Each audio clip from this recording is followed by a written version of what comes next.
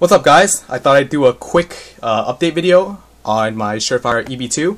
As you can see here, I have two different tail caps, and this video is basically to confirm that the tail caps between the tactical and the click versions are hot swappable, and the light functions as it should with both tail caps. When this light came out, there was, I believe, I've read somewhere where someone said that, you know, the heads might be different between the click version and the tactical version, and at least from what I've seen so far, I don't have a tactical version of the light. It seems like either switch will work on the lights. If you compare the two switches, you can see the click version is on the left and the tactical switch is on the right. The bodies are pretty similar, although I think the tactical version is just a hair bit taller, and obviously the springs are longer.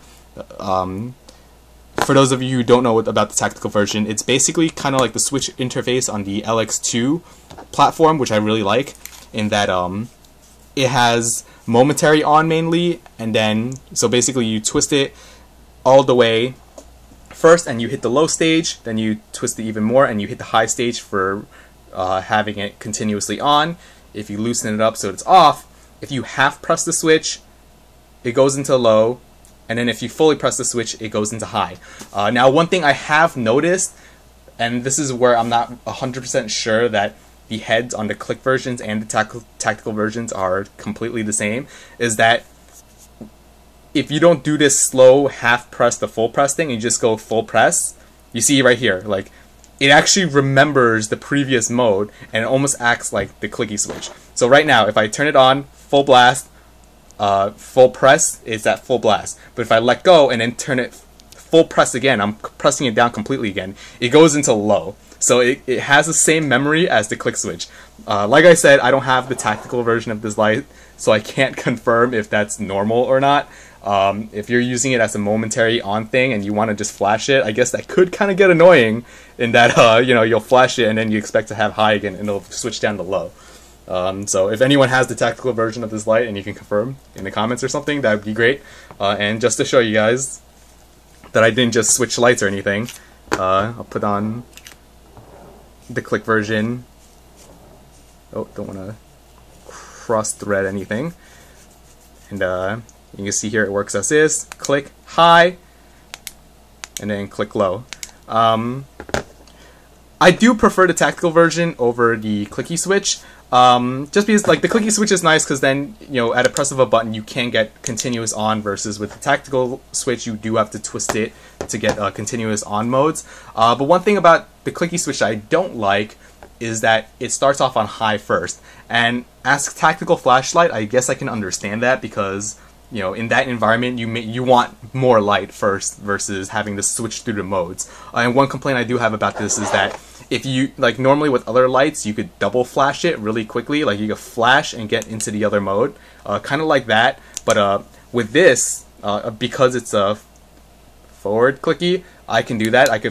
You can see here, like, it doesn't always switch because the delay it requires for you to wait for after light is first turned on to switch to the next mode is a little bit long. So I can effectively double flash this light. And you can see here, like, if I flash it quick enough, it just stays on the high mode. And then if I wait a second or so more, then it switches to low.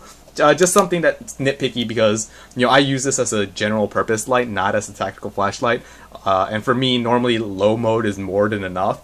I only need the high mode for when I really want to throw out the light for a far distance. But when I'm using it indoors, low is plenty enough. So, you know, in order to not completely screw with my night vision, I usually have to just flash it into the palm of my hand and then switch to low.